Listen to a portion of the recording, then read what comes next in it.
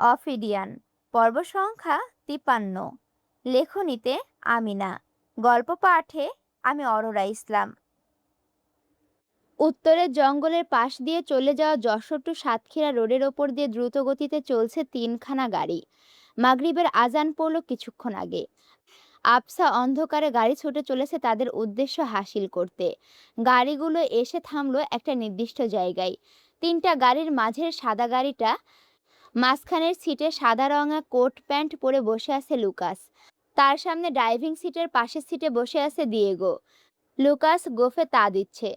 কিছুক্ষণ পর লুকাস দিয়েগোর উদ্দেশ্যে ইংরেজিতে বলে উঠল, দিয়েগো, তুমি কি নিশ্চিত এই জঙ্গলের ভেতর সত্যিই কিছু একটা চলছে?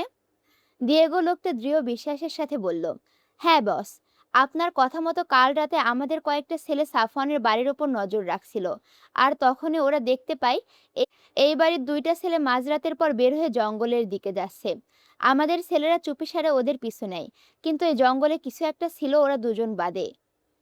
ওই ছেলে কিছুটা দূরে যাওয়ার পর হঠাৎ করে থেমে যায়। সে অন্য কোনো কিছু একটা ওদের সামনেই ছিল, কিন্তু যখন সে অদ্ভুত জিনিসটা পালিয়ে যেতে নেয়, তখন ওই দুইটা ছেলেও ছত্রভঙ্গ হয়ে যায়। দুজন দুদিকে দৌড় দেয়। একজন ওই নাম না জানা প্রাণীটার পিছনে দৌড়ায়, আর অন্যজন অন্য একদিকে দৌড়ায়, যার জন্য আমাদের ছেলেরা আর ওদের পিছু নিতে পারেনি। তাই আমার ধারণা ওইখানে কিছু একটা তো হচ্ছেই। আর এই পালিয়ে যাওয়া জিনিসটাই বা কি, সেটাই ভাবনার বিষয়। আমাদের ছেলেরা বলেছিল ওখানে নাকি দুইটা চোখের মতো কিছু জ্বলজ্বল করছিল, আর সেটা দেখে মূলত ওই ছেলে দুটো থেমে গেছিল।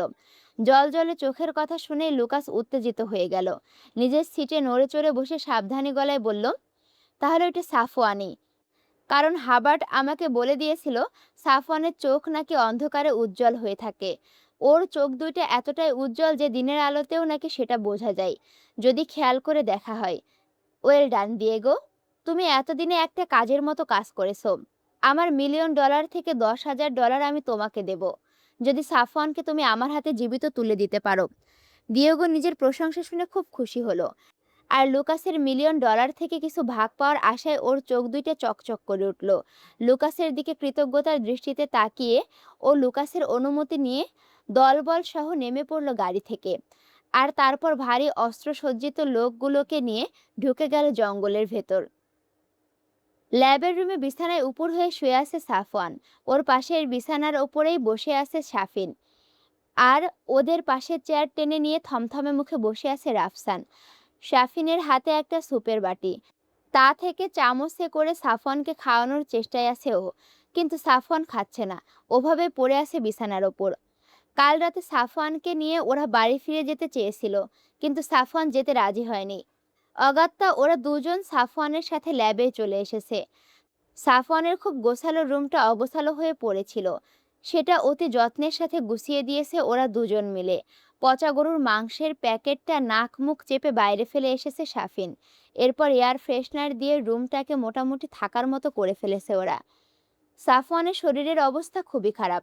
কাল রাতের এই ঊর্ধ্বশ্বাসে ছোটার পর শরীরটা আরও খারাপের দিকে গেছে।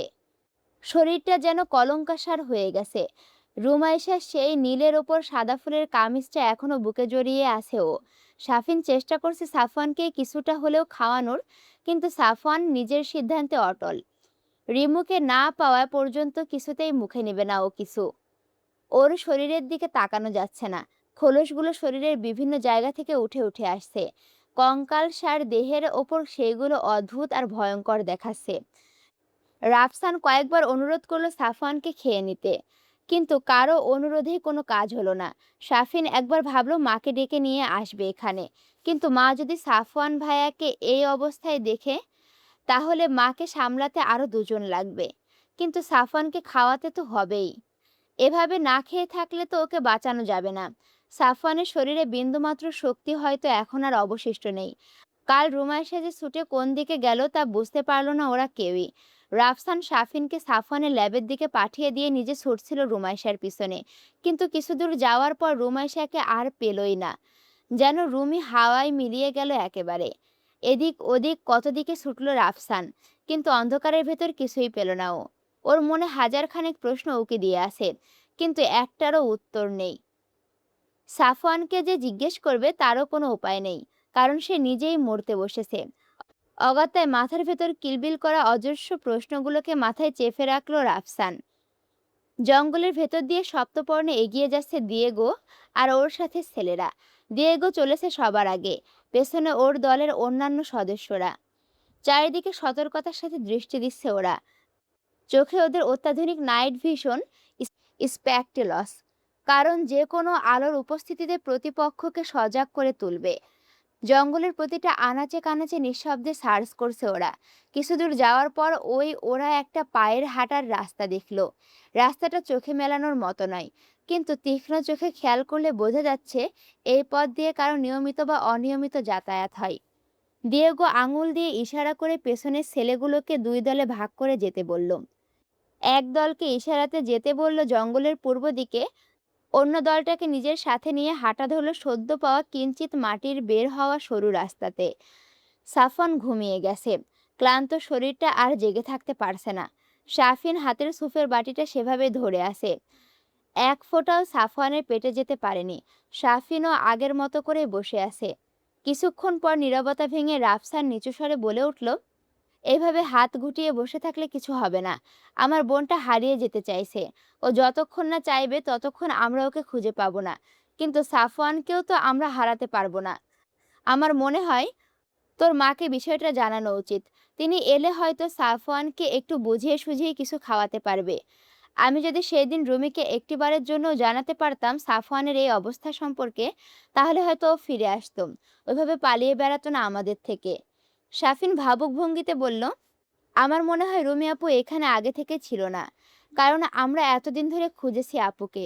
এই জঙ্গলের প্রতিটা কোণা আমরা খুঁজেছি, কিন্তু আপুকে পাইনি। আপু যদি এইখানেই থাকতো, তাহলে একটা বারের জন্য কারো না কারো চোখে আপুর কোনো চিহ্ন পড়তো। হয়তো আপু অন্য কোথাও ছিল, আর কাল রাতেই হয়তো এসেছে কোনো কারণে, আর হয়তো আমাদের সামনে বেঁধে গেছে। নইলে যে পালিয়ে বেড়াচ্ছে, সে তো ইচ্ছে করে কারো সামনে চলে আসবে না, বলো? রাফসান চেয়ার থেকে উঠে দাঁড়িয়ে রুমের ভেতর পায়চারি করতে করতে বলল, হ্যাঁ, তোর কথাই যুক্তি আছে। ব্যাপারটা আমিও ভেবেছি। কিন্তু ও আবার ফিরে এসেছিল কেন? আমাদের কাছে ফিরে আসার জন্য তো ফিরে আসেনি, সেটা তো ক্লিয়ার। অন্য কোনো কারণ আছে এর পেছনে। রাফসান আবার চেয়ারের দিকে এগিয়ে এসে সাফিনের উদ্দেশ্যে বলে, আচ্ছা, এসব নিয়ে ভাবনা চিন্তা করার সময় এখন নয়। সাফওয়ানকে এইভাবে ওর মন মর্জির ওপর ছেড়ে দেওয়া যাবে না। আমাদের কিছু একটা করতে হবে। ওর যা অবস্থা দেখছি, তাতে ও এমন করলে বেশি দিন বাঁচবে না। ওর শরীরে আর কিছুই বাকি নেই। ওর পিঠের কাছটাতে দেখ, ঘা হওয়ার রাস্তায় আছে। আর কয়েকদিন গেলে ওর শরীরের ইমিউনিটি সিস্টেম পুরো ডাউন হয়ে যাবে। তখন ওই কালো কালো দাগগুলো সব দগদগে ঘায়ে পরিণত হবে। তুই এখনই গিয়ে রুনিয়া ফুপিকে নিয়ে আসবি, সাথে আরো কিছু খাবার দাবার আনবি। রুনিয়া ফুপুকে ওর এই অবস্থা দেখানো আমাদের উচিত না, কিন্তু আমাদের আর কিছুই করার নেই। আমি এখানেই থাকছি, তুই এক্ষুনি যাবি, গিয়ে আবার ফিরে আসবি। শাফিন আস্থা বলে সুপের বাটিটা বিছানার সাইডে টেবিলের উপরে রেখে দিল। রাফসান কিছু একটা মনে করে বলল, স্বাভাবিকভাবে হেঁটে বাড়িতে গেলে 15 মিনিটের মতো সময় লাগে। 15 মিনিট পর তুই আমাকে ফোন দিবি। 1 মিনিট সময়ও যদি বেশি লাগে তবে আমি তোকে ফোন দেব। তবে তুই ফোন রিসিভ করবি না। কল কেটে দিয়ে আমাকে মেসেজ করবি যে তুই কোথায় আছিস, আর তোর পৌঁছাতে আর কতক্ষণ লাগবে। মনে থাকবে? রাফসানের এমন হঠাৎ সাবধানতার কারণ বোধগম্য হলো না শাফিনের। তবুও মাথা নেড়ে রাফসানের আদেশ মেনে নিয়ে ও গোছগাছ করে বের হলো ল্যাব থেকে। আজ আর টর্চ নেই ওর কাছে, কারণ পুলিশেরা ওদের বাড়ির আশপাশটা শকুনের দৃষ্টিতে নজর রাখছে। যদিও তাতে কোনো লাভ হচ্ছে বলে শাফিনের মনে হচ্ছে না। শুধু শুধু ওদেরকে ভোগান্তি দেওয়া ছাড়া পুলিশগুলো আর কিছুই করছে না। ল্যাব থেকে বের হয়ে শাফিন পা বাড়ালো বাড়ির দিকে। দিয়েগো ওর দলবল নিয়ে সরু রাস্তাটা ধরে এগোতে এগোতে এসে থামলো একটা ভাঙা চৌড়া ভুতুড়ে কুঁড়ে ঘরের সামনে। কিন্তু সেটা এতটাই জরাজীর্ণ যে এর ভেতরে কেউ থাকবে বলে মনে হয় না। আর এত ছোট জায়গার ভেতরে একজন স্বাভাবিক মানুষ কোনোভাবেই থাকতে পারবে না। তবুও সাবধানের মার নেই। দিয়েগো ওর সাথে একটা ছেলেকে বলল কুঁড়ে ঘরটার ভিতরটা একবার দেখে আসতে। ছেলেটা কুঁড়ে ঘরের দরজায় দাঁড়িয়ে ভেতরটা ভালোভাবে পর্যবেক্ষণ করে এলো। না, তেমন সন্দেহজনক কিছু নেই। কুঁড়ে ঘরের হাড় পাজরা সব বেরিয়ে গেছে। ঘরের চালা নেই এক পাশ থেকে। সে পাশে বৃষ্টির পানি পড়ে পড়ে শ্যাওলা ধরে গেছে। সমস্ত মেঝে পাতা দিয়ে পরিপূর্ণ। এইখানে আর কিই বা থাকবে? কয়েক রকম পোকামাকড় ছাড়া আর এখানে কিছুই নেই। রাতের আঁধারে পোকামাকড়ের কামড়ের ভয়ে ছেলেটা আর এগোলো না। আরও একবার ভালো করে পর্যবেক্ষণ করে বেরিয়ে এলো। সেই মুহূর্তে দিয়েগোর কানে ব্লুটুথ ডিভাইসটা শব্দ করে উঠল। পূর্ব দিকে যাওয়া দলটা কিছুই পায়নি ওইদিকে। জঙ্গলের ধারে একটা খাল জাতীয় কিছু আছে। ওর পাশেই আর জঙ্গল নেই। জঙ্গলের ডেড লাইনে এইখানেই। দিয়েগো ওদেরকে ডিভাইসের মাধ্যমে বলল ফিরে এসে দিয়েগোর সাথে যোগ দিতে। তারপর কুঁড়েঘর থেকে বেরিয়ে ওরা অন্যদিকে গেল। সাফিন সাবধানে রাস্তা দেখে পার হচ্ছে। চাঁদের অল্প আলো ছাড়া আর এক টুকরোও আলো নেই। তার ভেতরে যতদূর সম্ভব দেখার চেষ্টা করছে ও। মাটিতে থাকা সাপ বিচ্ছুকে যথাসম্ভব এড়িয়ে যাওয়ার চেষ্টা করছে ও। ধীরে চলার কারণে একটু সময় লেগে যাবে বাড়িতে যেতে। রাফসান হয়তো কিছুক্ষণের মধ্যে কল দিবে ওর কাছে। সাফিন একা হওয়াতে একটু ভয় ভয় লাগছে ওর। এই জঙ্গলের ভেতর এখনো পর্যন্ত একা একবারও আসেনি ও। একবার শুধু সাফওয়ানের পিছু নিয়েছিল একা, কিন্তু তখন তো সাফওয়ান ছিল। এখন তো তাও নেই, পুরো একাও। মাথার ভেতর আজ পর্যন্ত দেখা সব হরর মুভির সিনগুলো একটার পর একটা রিপ্লে হতে লাগলো ওর। আফসোস হলো ওর, কেন ও একা একা আসতে গেল। ও নিজে ল্যাবে থেকে গিয়ে রাফসান ভাইয়াকে পাঠাতে পারতো, কিন্তু তাতে অন্য সমস্যা হতো। রাফসান ভাইয়া তো ওর মতো করে ভালো করে রাস্তা চেনে না। ভাইয়া কোন দিকে যেতে গিয়ে কোন দিকে চলে যেত তার ঠিক নেই। আনমনে হাঁটতে হাঁটতে জঙ্গলে সেই খোলা জায়গাটায় চলে এলো ও। এইখানে আসার পর ওর একটু সাহস হলো। হঠাৎ করে ফোন বেজে উঠল সাফিনের। বাড়ি যেতে আর পথ বেশি বাকি নেই, 2 মিনিটও লাগবে। ফোনটা পকেট থেকে বের করে স্ক্রিনে রাফসানের নাম দেখলো। বারণ সত্ত্বেও হাঁটতে হাঁটতে কলটা রিসিভ করে কানে ধরে বলল, হ্যাঁ ভাইয়া, আমি প্রায় পৌঁছে গেছি, আর 2 মিনিট মতো লাগবে। রাফসান ওপাশ থেকে কি বলল শোনা গেল না, তবে উত্তরে সাফিন বলল, ঠিক আছে, আমি গিয়েই। কিন্তু পুরো কথা শেষ করতে পারল না সাফিন। তার আগে পেছন থেকে কেউ একজন এসে সাফিনের মুখ চেপে ধরল, আর অন্য একজন সাফিনের হাতটা পিছমোড়া করে বেঁধে ফেলল। ফোনটা পড়ে গেল মাটিতে। রাফসান ফোনের ওপাশ থেকে হ্যালো হ্যালো করতে থাকলো, কিন্তু সাফিনের আর কোনো সাড়া শব্দ পাওয়া গেল না। ল্যাবের ভেতরে থাকা রাফসানের ঘাম ছুটে গেল। সাফিনের কোনো বিপদ হয়েছে, সাফিন বিপদে পড়েছে, শুধু এই কথাগুলোই মাথায় ঘুরতে লাগলো ওর। কিন্তু ও বেরোবে কি করে? ল্যাবের পাসওয়ার্ড তো ওর জানা নেই। সাফিনকে বলেছিল সাফওয়ান, ওকেও বলেছিল, কিন্তু ও তো ভুলে গেছে। ভাবনা চিন্তা না করে সাফওয়ানকে ডেকে তুলল রাফসান। দুর্বল শরীরে ঘুমন্ত সাফওয়ান রাফসানের ডাকে পিট পিট করে চোখ মেরে তাকালো। আরও তাকাতেই রাফসান উত্তেজিত গলায় বলে, ভাইয়া, সাফিন হয়তো কোনো বিপদে পড়েছে ভাইয়া। ও বাড়িতে যাচ্ছিল, আমি ওর কাছে কল দিয়েছিলাম। কথা হতে হতে হঠাৎ করে একটা শব্দ হলো, আর তারপর থেকে ওর কোনো সাড়া শব্দ নেই। ফোনের ওপাশ থেকে কেউ উত্তর দিচ্ছে না। আমি তো ল্যাবের পাসওয়ার্ড জানি না, তুমি দ্রুত কিছু করো। শাফিন আর বিপদ কথাটা শুনে সাফওয়ান হুড়মুড় করে দাঁড়িয়ে গেল, কিন্তু দাঁড়াতে দুর্বলতার কারণে মাথাটা ঘুরে গেল ওর। পড়ে যেতে গিয়েও নিজেকে সামলে নিল ও। তারপর দ্রুত পায়ে উঠল ল্যাবের সিঁড়ি বেয়ে। ওর পিছু পিছু গেল রাফসান। ল্যাব থেকে বেরিয়ে বাড়ির রাস্তা ধরে ছুটল সাফওয়ান। ওর পিছনে ঊর্ধ্বশ্বাসে ছুটছে রাফসান, কিন্তু সাফওয়ানের অত বড় বড় কদমের সাথে ও পেরে উঠছে না। তারপরও প্রাণপণে ছুটছে ও। আর সেই সাথে সাফিনের ফোনে কল দিচ্ছে বারবার। ছুটতে ছুটতে একসময় ওরা সেই খোলা জায়গা পেরিয়ে সামনে আসলো একটু, আর সেই মুহূর্তে সাফিনের ফোনে রিংটোন কানে এলো ওদের। সাফওয়ান আর রাফসানের দুজনেই চমকে উঠে সেদিকে গেল। সাফিনের ফোনটা পড়ে আছে মাটিতে। সাফওয়ান এগিয়ে গেল সেখানে, গিয়ে মাটিতে বসে পড়ে ফোনটা হাতে নিল। হাঁপাচ্ছে ও। দুর্বল শরীরে এতখানি ছুটে প্রাণটা বেরিয়ে যাচ্ছে যেন অবস্থা। রাফসানও ওর পেছনে এসে দাঁড়ালো। তারপর হাঁপাতে হাঁপাতে বলল, ভাই, আমার মনে হচ্ছে সাফিনকে কেউ কিডন্যাপ করেছে বা করতে চাইছে। আর এটা খুব সম্ভবত লুকাসের কাজ। ওরা আজ কয়েকদিন আশেপাশেই ঘুরঘুর করছিল। ওরা হয়তো বেশি দূর যেতে পারেনি ওকে নিয়ে। আশেপাশেই হয়তো আছে ওরা। আমাদেরকে আলাদা হয়ে খোঁজা উচিত। রাফসানের কথার মাঝে কান খাড়া হয়ে গেল সাফওয়ানের। সচকিত হয়ে আশপাশটাতে নজর বুলাতে লাগলো। আর তারপরে রাফসানের দিকে হাত ইশারা করে থামিয়ে দিল ও। সাফওয়ানের ইশারা পেয়ে রাফসান চুপ হয়ে গেল। শাফিনের ফোনটা হাতে নিয়ে সাফওয়ান বসা থেকে উঠে দাঁড়ালো। সাবধানে চোখে এদিক ওদিকে তাকালো ও। তারপর ধীর পায়ে সপ্তপর্ণে জঙ্গলের দক্ষিণ দিকে এগোলো ও। রাফসানকে ইশারায় ওইখানে দাঁড়াতে বলল। রাফসানের গায়ে কাঁটা দিয়ে উঠল যেন। আসন্ন বিপদ অনুমান করে ওর শরীরে কম্পনের সৃষ্টি হলো।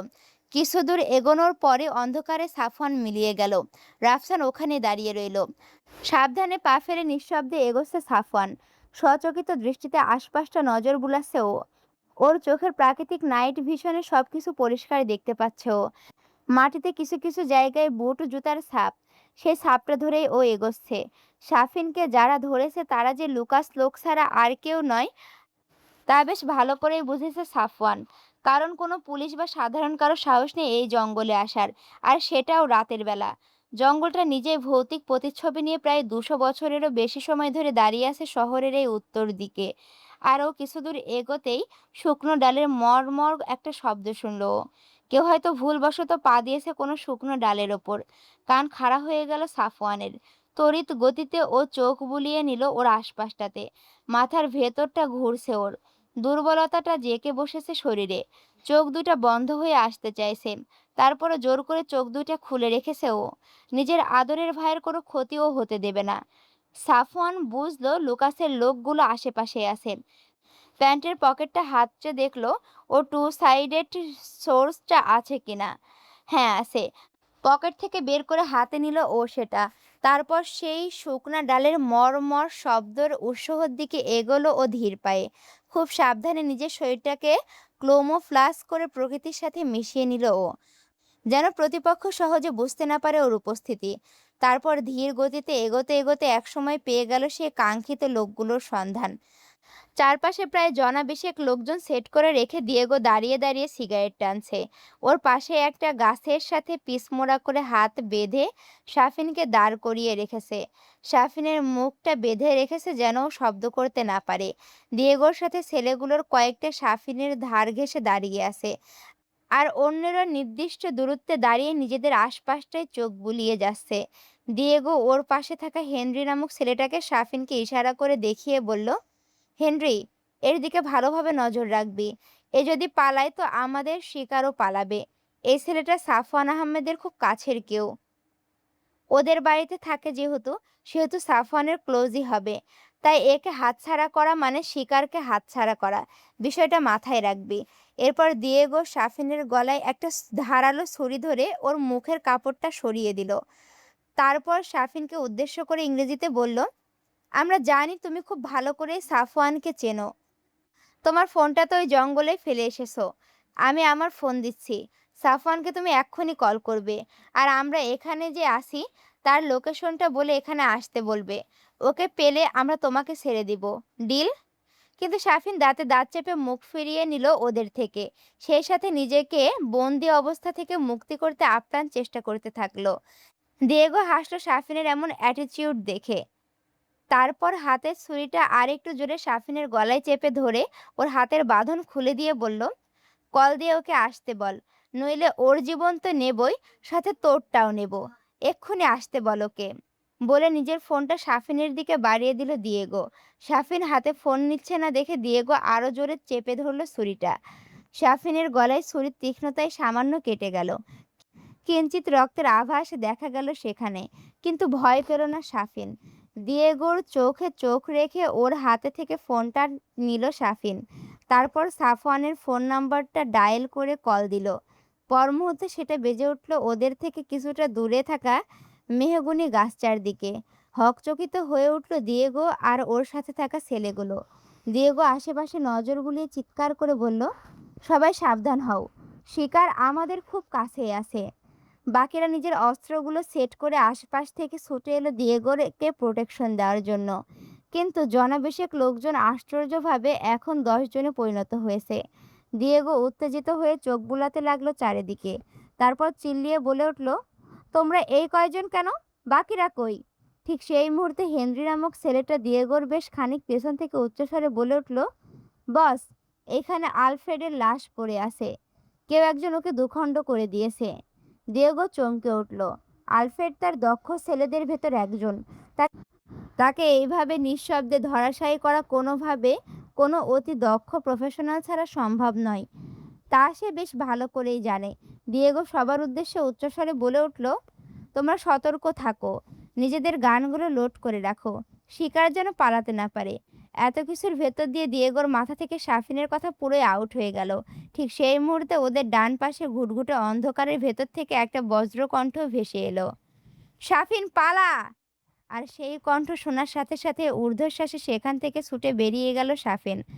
অন্ধকারের ভেতর গাছপালার আড়ালে চলে গেল ও এই মুহূর্তে। আর আর তখনই তড়িৎ গতিতে অন্ধকারের ভেতর থেকে নিজের টু সাইডেড সোর্সটা নিয়ে বেরিয়ে হামলে পড়ল সাফওয়ান। ওর নিকটে থাকা দুজন ছেলেকে মুহূর্তেই দুই টুকরো করে দিল ও। কিন্তু অন্যেরা সতর্ক হয়ে গেল সাথে সাথেই। দুই তিনজন ছেলে দিয়েগোকে ঘিরে অস্ত্রগুলো শক্ত হাতে ধরে দাঁড়িয়ে রইল সাফওয়ানের দিকে ফিরে। ওদের হাতে ভারী অস্ত্রসজ্জ ঠিকই, কিন্তু সেগুলো সাফওয়ানের উপর ব্যবহার করার অনুমতি নেই, কারণ সাফওয়ানকে জীবিত চায় লুকাস। সাফওয়ানের কিছু হয়ে গেলে আর কোনো কিছুই কাজে আসবে না। দিয়েগো খুব দ্রুত নিজের হাতে ওর স্টেন গানটা ধরে সাফওয়ানের দিকে তাক করলো। আপাতত ইলেকট্রনিক শক দিয়ে সাফওয়ানকে ধরাশায়ী করতে হবে, নইলে ওর সাথে পেরে ওঠা যাবে না। লুকাস আগে সাবধান করে দিয়েছিল ওকে সাফওয়ানের ব্যাপারে, যেন সাফওয়ানকে ওরা হালকাভাবে না নেয়। কিন্তু সেই হালকাভাবে নিয়েই ওরা ভুল করেছে। কিন্তু দিয়েগো শ্যুট করার আগেই সাফওয়ান আরও দুজনকে কতল করে দিল নিজের ধারালো সোর্ডটা দিয়ে। সাফওয়ান এত দ্রুত নড়াচড়া করায় দিয়েগো ফোকাস করতে পারছে না, কিন্তু শেষ পর্যন্ত চোখ কান বুজে শ্যুট করে দিল সাফওয়ানের দিকে পরপর কয়েকটা বার। প্রথম কয়েকটা মিস হলেও শেষের দুইটা শট গিয়ে লাগলো সাফওয়ানের শরীরে। আর দুর্বল শরীরে এমন ভারী ইলেকট্রনিক শক পড়ায় সাফওয়ান ধাম করে মাটিতে পড়ে গেল। তারপর কিছুক্ষণ ছটফট করে সেখানেই জ্ঞান হারালো ও। আসসালামু আলাইকুম রহমতুল্লাহ। কেমন আছো তোমরা সবাই? অনেক দিন পর, দীর্ঘ হয়তো 1 মাস পরে আমি আবার এই উপন্যাসটা ছাড়লাম। তোমরা কেউ আমার উপরে রাগ করো না, বুঝছো? আর রাগ করলেও আমি কি করব বলো? যাই হোক, ভিডিওতে লাইক কমেন্ট শেয়ার করলে করো। আর যদি মনে হয় যে আপুর উপরে রাগ করে আছি, তাহলে it's okay, like comment share করতে হবে না। তবে আমার চ্যানেলটি সাবস্ক্রাইব করে আমার পাশে থাকো। আমরা একসাথে অনেক দূর অনেকটা পথ আগাতে চাই, তাই না বলো?